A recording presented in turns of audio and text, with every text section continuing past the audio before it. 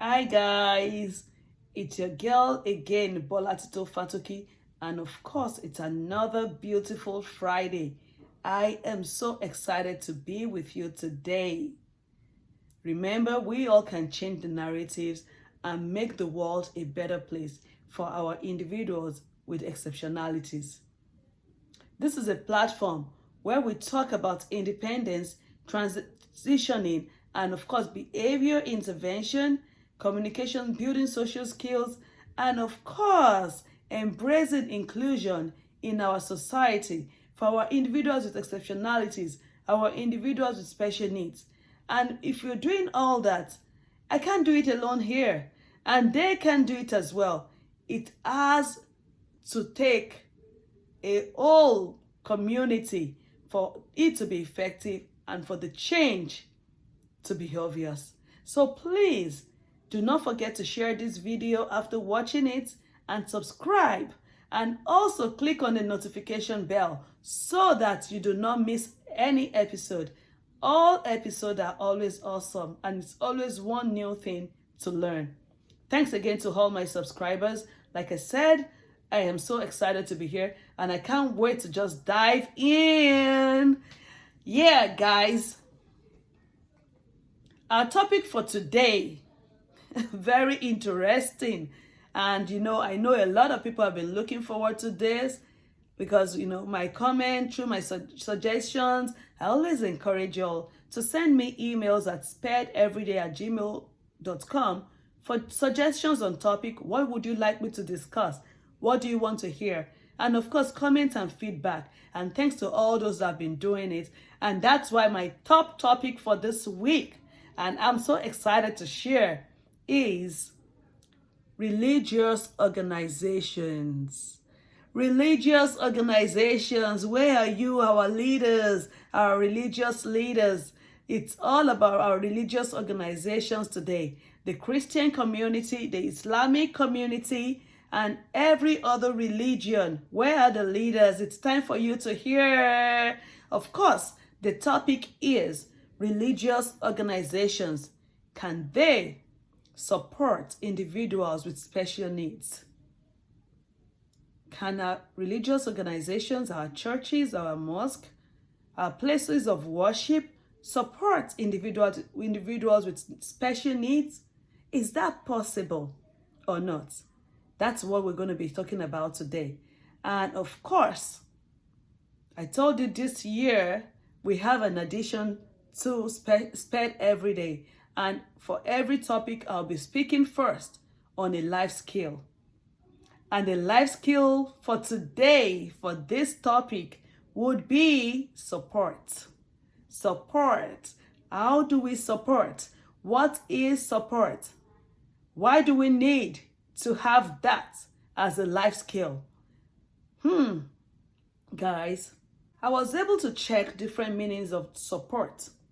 And of course, I have 3 of them that really stuck in now. And I would want to say the first one is to give assistance. To give assistance. I'm coming back to that. One of my definition of support is to give assistance. The second one is to help with essentials or the necessary skills of life. And then the last one that I really want to talk about when we get into the topic for this week is to give approval, comfort, or encouragement. So now let me start with to give approval. When you say you support someone, it means you're giving approval to what that person is saying or doing by stretching the hand of love, by stretching out to help that person reach their goal, by helping, by putting yourself in the middle of it, to give, because there are times people have this skill and they don't have the other part. And they just need a support system to help them through it, to maneuver through it so that they can achieve their goal. We can give our approvals through the words of our mouth. We can give our approvals through giving our energy. We can give approval by just encouraging. But support needs approval. It needs us to believe and recognize that this person needs me in this situation. And even if I'm not being told that I'm needed, I can definitely, or it's my responsibility as a citizen, a good citizen, or as a part of this person's life to stretch a hand and let them know, I'm here for you. I can do this with you. Yes, you're lacking in this area, and I can feel that in. It may be physical support. It may be financially. It may be emotionally. What are you there for? What gap do you want to fill? What bridge are you trying to what gap are you trying to bridge? You know, so that is what support is. I understand inside me that there's a flaw here. I understand there's a flaw, and I want to be that one to give that lifting. And how can I give this lifting? I can give it through my approval, to stretch a hand out to approve that, yes, not just to that person, but to myself personally, that I'm capable and I can help this person. Yes, helping by supporting. Therefore, this leads me to saying that to help with essentials, to help with necessary daily living. Of course, because we're talking about individuals with special needs now. This category needs support, the support system. They need people around to be able to support them. So how do you help with daily living? How do you help to fill in the gap for the essential or the necessary skills? Just like what I'm doing right now, I'm supporting the community of individuals with exceptionalities. So support is not until you go there and say, oh, let me hold your hands. Oh, let me do this. Support is, you know, when you believe in something and you know there's a niche for that thing, you push yourself into that situation and let them know this is what I can do or how I can fill in.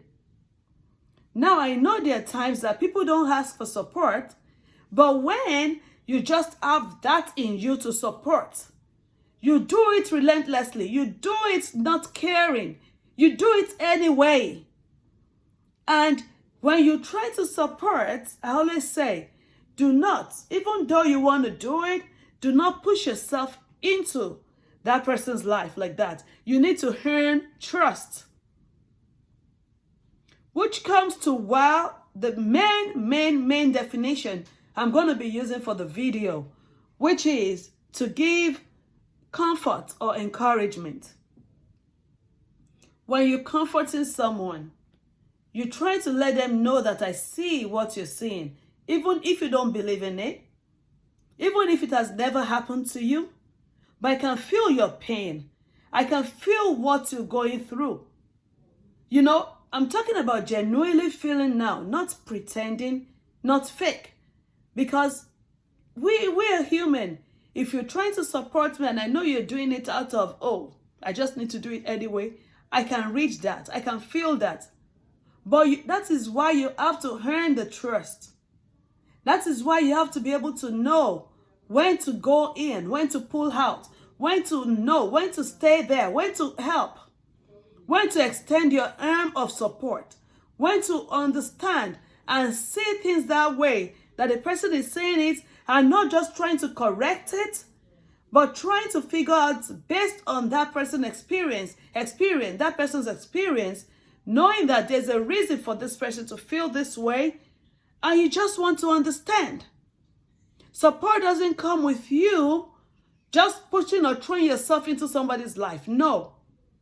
Support comes with understanding where that person is coming from and using that as a foundation of how you are going to get into that person's life to help build that is missing, to help build that they need in their life.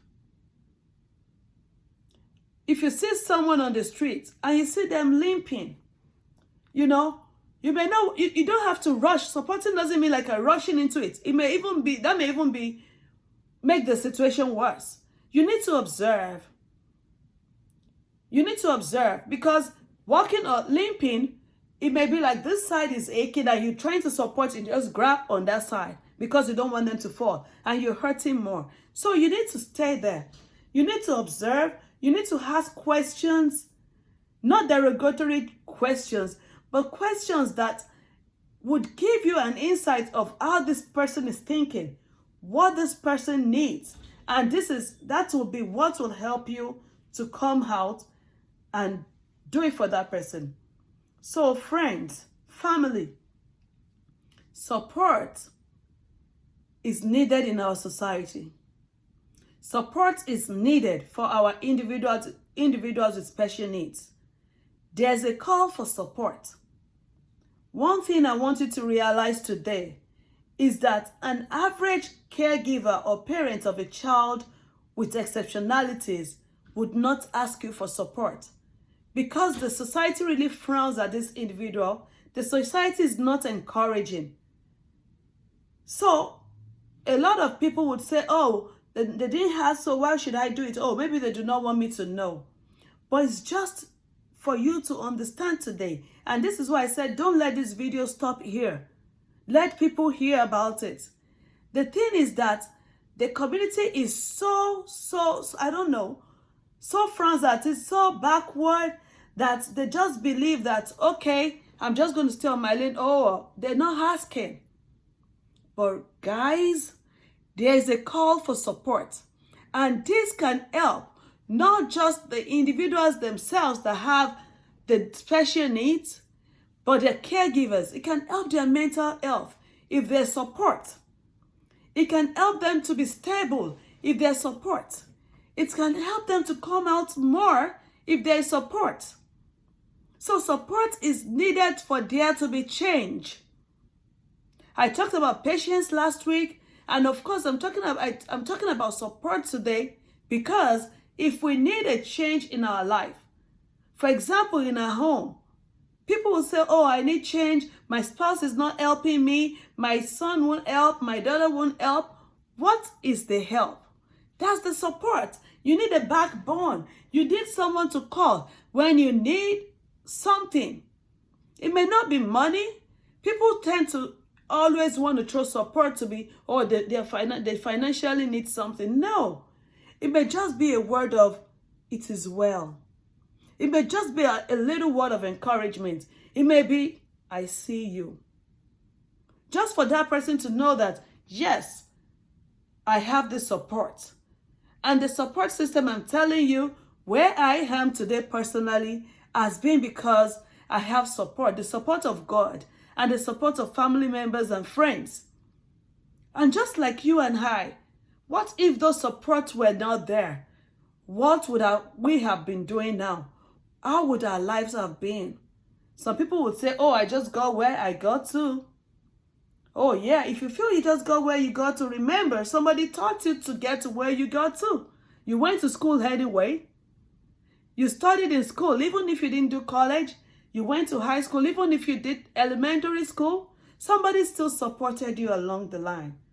So can we live without support? No.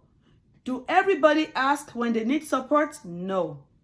So what is our responsibilities as citizens that want to change the world, that is ready to change our community, that is ready to change the narrative? It is to step out of our comfort zone, to step out of the four walls of our room, step out there and give support anyway. Just do it. Now this takes me back to my topic for today. Religious organizations.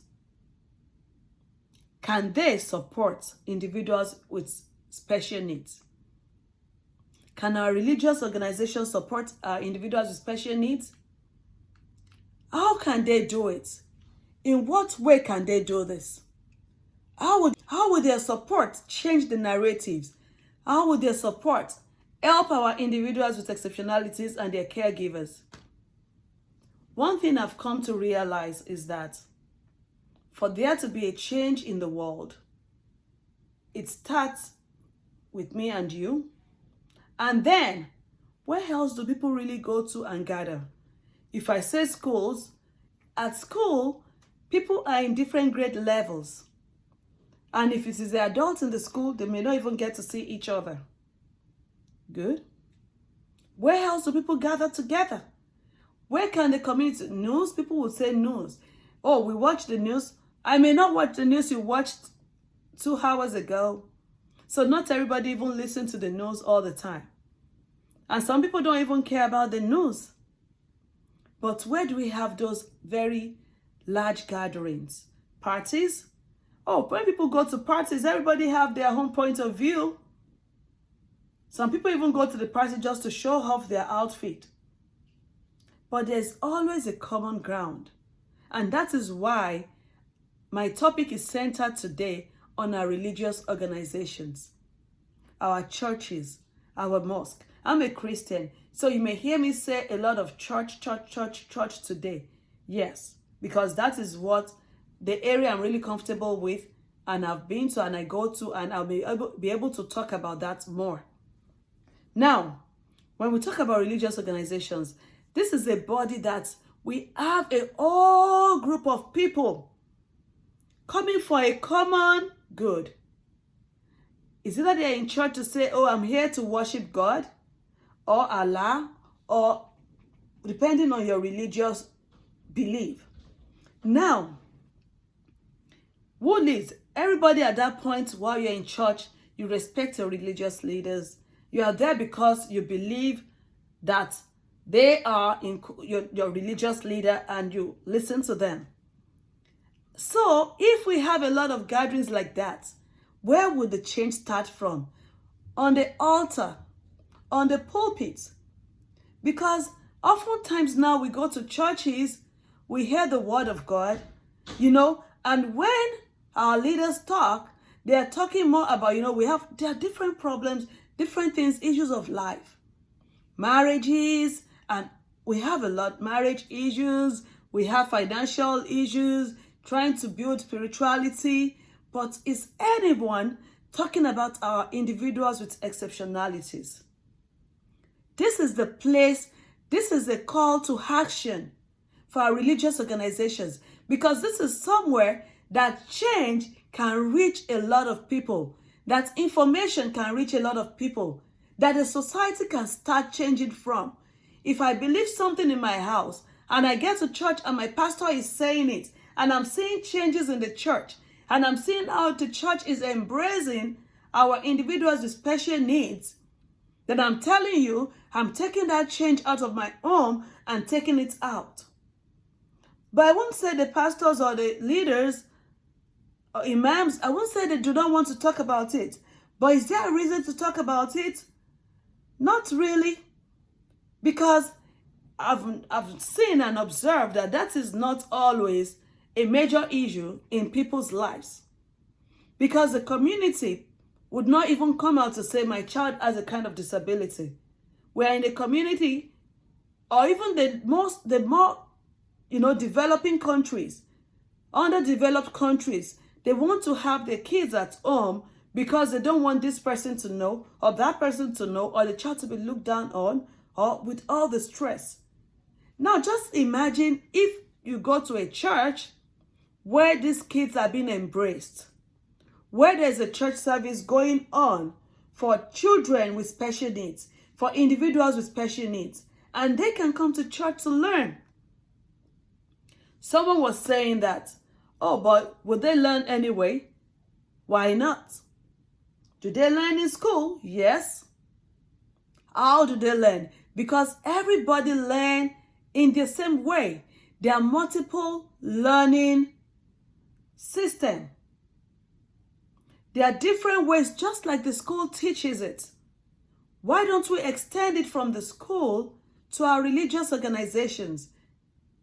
So because, you see a lot of parents, during my interview with some parents of individuals with special needs, they said, I had to stop going to church because when I go to church, my child with autism they will say he's not listening in the children's church and send him back in the church. In the church, oh, maybe he's making some sound, everybody's looking at me. My child with ADHD would not sit still, so I keep getting people talk to me about that every Sunday, so I'd rather just stay at home. Now, I don't blame these Sunday school teachers or children church teachers because they don't know. So it is something that our religious leaders need to learn, because if you really don't know what is going on or how to address situation, you can't be blamed.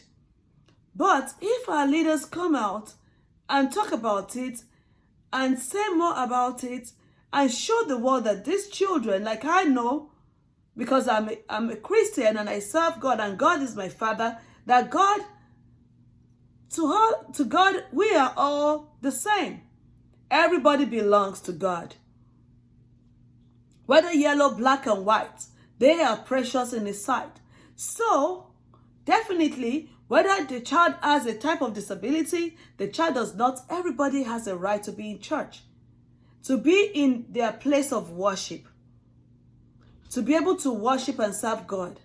But to make it a suitable and convenient place for worship, to make it a place where they can really worship and learn what they're supposed to learn in church, there must be accommodations provided. There must be some modifications to their learning. And this cannot just come overnight. This has to come with being, number one, intentional about it. We have to be intentional. What are we trying to achieve? We want to embrace our community of individuals with exceptionalities. We want to do not just the norm, but we want to go an extra step to embrace these individuals. We want to identify them within the church, to assist and support them, and know that as the parents are in church, serving God and learning more about God, their children are also in church, serving God and learning more about God. Parents said, every time she goes to church and they see her child, the pastor would just want to say, oh, we need to do the deliverance. Ma'am, we just need to deliver your child. Oh, did you pray? Are you fasting? It is more than that. Or let me not say it's more than that. There's more for us to know than that. What support are we giving our church members, our religious members, our mosque members, that have children with special needs? Churches need to stand up.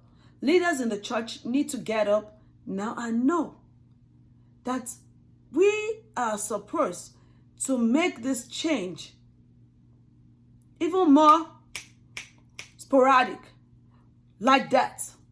We need to be able to do that. In gatherings of churches, you see churches with 100, 200, thousands of people at the same time. And the ones that are really doing and helping out and supporting families of individuals with special needs, you see the difference. You see the changes. And we need to just know that our community has different people. We have people with mental health issues. We have people with children with disabilities that definitely they've gone through a lot of things during the week and they just struggle to come to church. But because out of our lack of understanding and knowledge in that area, we are not able to support that system, and it's pushing people away out of their religious or worship places. Also, how can we do it? As a church, we need to personally support these individuals. How do we personally support, or how do we support as a church, as a religious or a place of worship? How do we support these individuals? Of course, by creating a conducive atmosphere or a learning center for their children. By building relationship with this family. One thing I want you to understand, that a family with a child with exceptionalities have a lot going on. They have a lot going on, from doctor's appointments, to therapy appointments, to school or academic work, coupled with the fact that in their home, the father is thinking something else, the mom is thinking something, and they stress all week. Not to even talk about now that we have to do classes online. And then they have to come to church. And some would have to even switch Like the dad go to church today because the mom has to stay home. And they keep alternating. But as a leader in that place of worship, how do you get to know what these people are going through? When you don't build relationship, when you don't find out, when you don't ask. It's a different thing if I hear, okay, oh, the child has autism. It's as a leader and someone that is focusing on change, I believe at that point, you want to learn and know about autism so that you can see through the eyes of the parents as well. Most times we tend to want to say, we know so much. We are leaders. You know, whether in the church, mosque, in schools or anywhere, we want to believe that we know this is my area of expertise. Or in fact, I've heard about this before. In fact, I've attended meetings with people of different caliber, so I know everything in the world. So that must not even be that serious.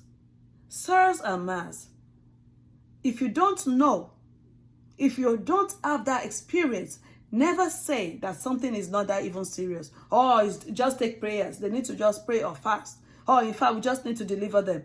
Oh, have you even tried? You know, we need to be able to see through the eyes of those experiencing it before we can stretch our hands to support. Because seeing through their eyes, you'll be able to learn what is actually needed. Do we need to create a part of the child church for the children, for these children to learn? Or do we need to put them together to be included? And how can we do this? Do we have members of church in the church that can volunteer to help these children learn the Bible, to learn the Quran? Yes, they need to learn it.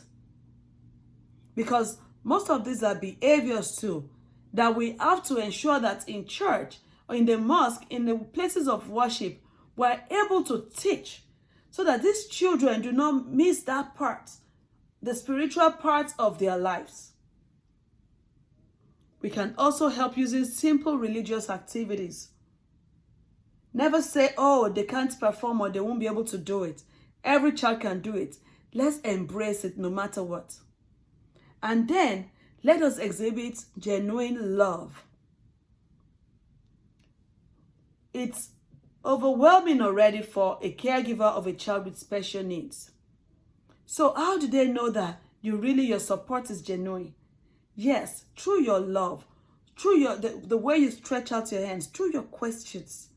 We have to be wise about questions that we ask. We have to be wise about comments we make, about expressing our observations. There are times that we need to just pull back, say nothing, but just stretch that hand and just support. Then, what else? If leaders are doing this and trying to help and create a change, how can the change be very effective? How can the change impact positively the entire church? It is by mentioning it on your altar.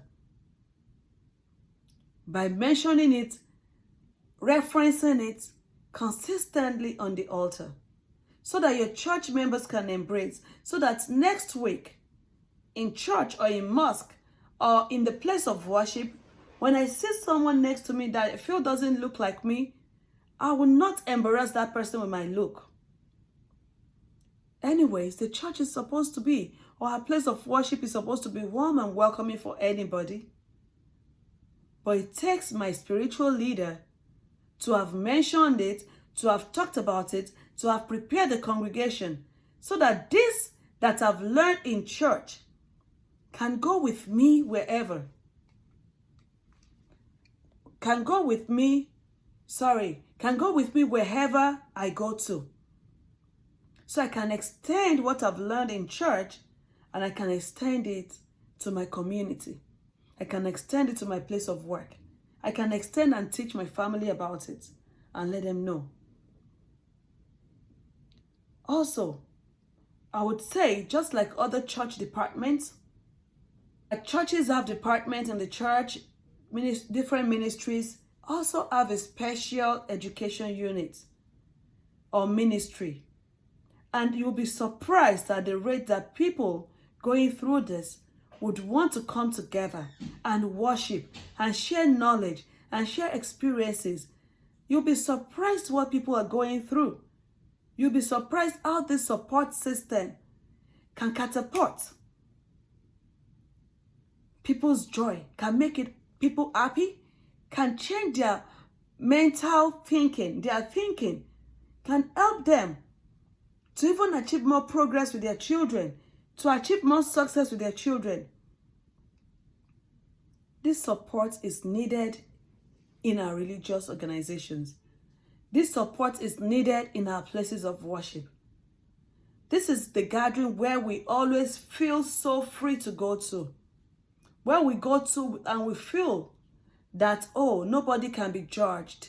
Nobody will judge me. It's a place that is supposed to be warm, calming, and welcoming for any kind of individual, any type of person, no matter what you're going through. You know, whether you're a sinner, whether you're not a sinner, your place of worship should be your comfort zone. And how would it be if nobody is seeing my pain? If nobody is seeing what I'm going through with my child? If nobody is seeing what I'm going through in my home? And again, I want to say this. Not only children. Children are not the only ones that have special needs. Some spouses are married to people with special needs. And it's not all disabilities that are visible to the eyes.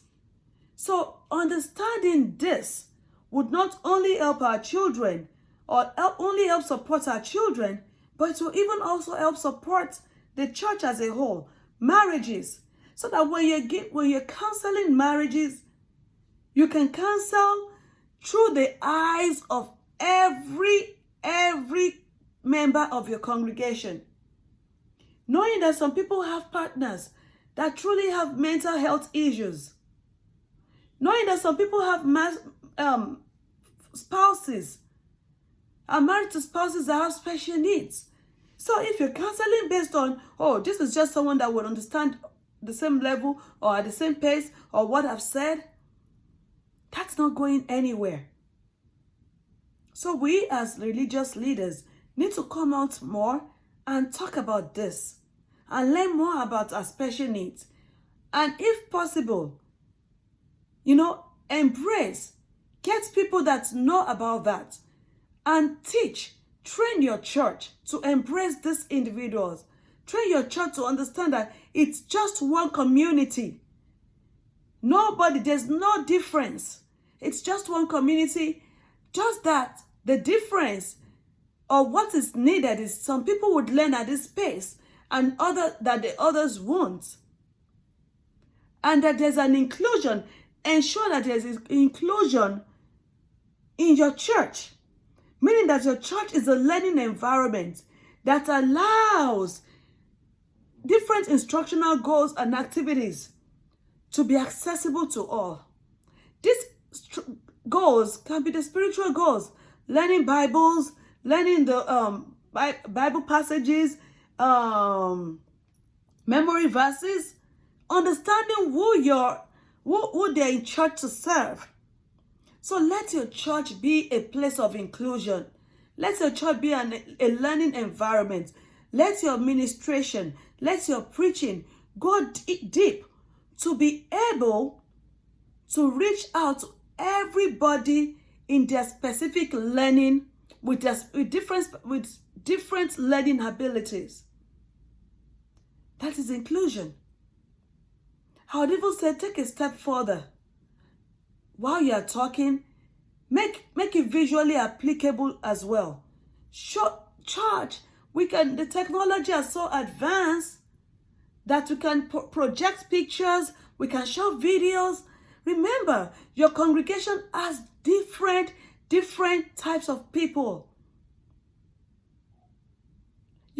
So let us give room for that change. Let the change of our community, of our country, start from the place of worship.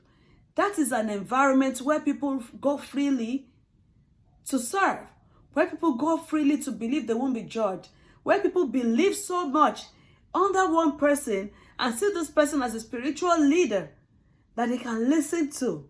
So which is why it is important for our spiritual leaders to hear this and know that the change starts with them. The change in the community starts with them. You know, like I always say, I always want to say if the government needs to share anything, if the government wants to help the world, if the government wants to help the society, you know where they can go to? The churches. They can use the churches to reach a lot of people, millions of people. The mosque, places of worship. This is where people believe in one thing and they are so out for it. So what to tell people at that time? They hold it to heart. Some go back home and research it and do more, and they're able to effectively change the world. Again, I want to say thank you so much for watching my video.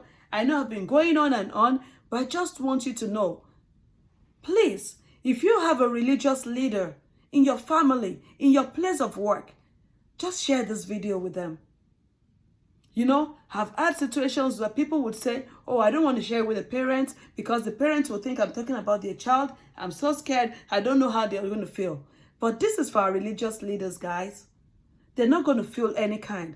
This is to help our community. This is to help our society. And together we can achieve that success that we want. Together we can even make the community a safer place for us.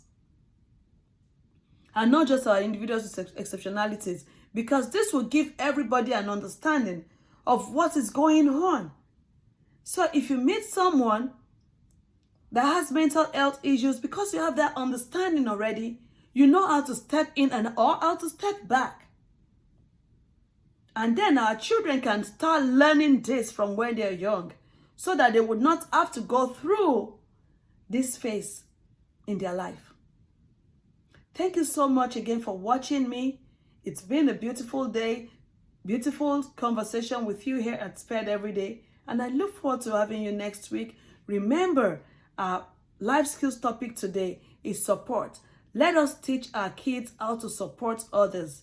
Let us teach our kids how to stretch out the genuine hand of support, to use soothing words, to use words of encouragement, to support people physically, emotionally, financially, and not to bring them down with our voices or with our words. But instead, let everything that comes out of your mouth serve as a support system to someone in your life that needs it. Together again, we can make the change in the world. Thank you for watching this video. Remember to share this video and subscribe, and do not forget to click on the notification bell. And also again, if you missed last week's video, please go back and watch.